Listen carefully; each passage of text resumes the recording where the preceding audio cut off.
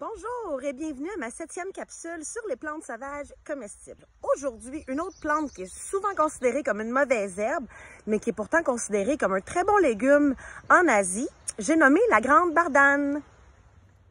Donc, la grande bardane, la voici. C'est une plante qui est très commune dans les lieux chamboulés par l'homme. Ça peut être dans les terres en friche, ça peut être dans les ruelles, ça peut être dans les sous-bois, comme où est-ce que je me trouve présentement. Donc, la grande bardane, certaines personnes vont dire, oui, je sais, je connais cette plante-là, ça ressemble à de la rhubarbe. Un bon truc pour bien la reconnaître. On peut voir, je ne sais pas si on voit bien, on voit pas très bien à la caméra, mais la feuille est très duveteuse, elle est pleine de petits poils. C'est comme du velours. Et à l'endos, elle est presque blanche, très veloutée aussi.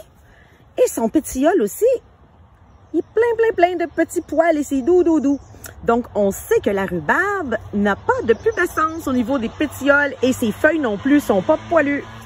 Donc, qu'est-ce qu'on mange de la bardane? Eh bien, très tôt au printemps, donc on est trop tard présentement, mais très tôt au printemps, on peut aller chercher ces très petites feuilles et les consommer crues ou cuites. Moi, je préfère les cuire. Plus tard, ici, ça s'en vient. On peut voir dans le milieu ici. Elle se prépare à fleurir, la bardane. Donc, plus tard, lorsqu'elle va fleurir, sa jeune hampe florale, qui va plus tard supporter ses fleurs et ses fruits, peut être épluchée. Et puis, on va manger la moelle à l'intérieur, crue dans des salades ou encore cuite. Mais la partie que j'aime le plus, c'est la racine de la bardane.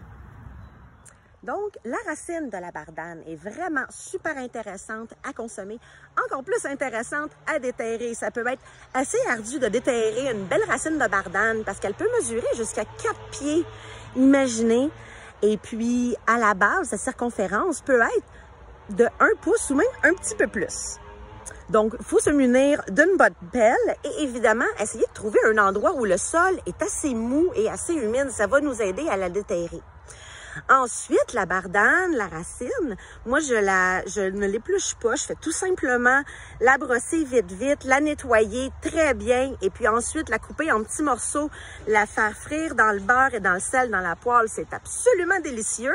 Sinon, j'en ajoute à mes soupes aux légumes. J'en ajoute aussi à mes plats mijotés en automne, lorsque je le récolte en automne. Vous savez, c'est une bisannuelle. Donc, oui, on va la récolter en automne, donc les plantes de première année, on va récolter leurs racines. Comment on sait que c'est leur première année? C'est qu'elles n'auront pas de fleurs, elles n'auront pas de hampe florale. C'est aussi possible de manger les racines des plantes dans leur deuxième année, au tout début du printemps.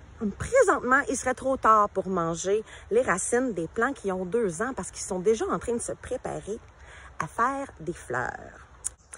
Éventuellement, la hampe florale va supporter des belles fleurs d'un rose magenta et le fruit va se développer. Ces fruits, vous les connaissez bien, ce sont ces petites boules piquantes avec des petits crochets au bout qui s'agrippent à merveille à nos lacets de chaussures et à nos vêtements. D'ailleurs, c'est la plante qui a inspiré l'inventeur du velcro. Voilà, ça conclut ma 7e capsule sur les plantes sauvages comestibles. En conclusion, j'ai oublié de vous dire qu'effectivement, la bardane ne vient pas de l'Amérique du Nord. C'est une plante qui nous vient de l'Eurasie. Son statut n'est nullement menacé. Donc, vous pouvez vous adonner à la cueillette de la bardane sans modération et sans vous inquiéter pour son statut. Je vous souhaite une excellente journée. Si vous avez des questions sur la bardane ou encore mes ateliers, merci de m'écrire. Bye bye!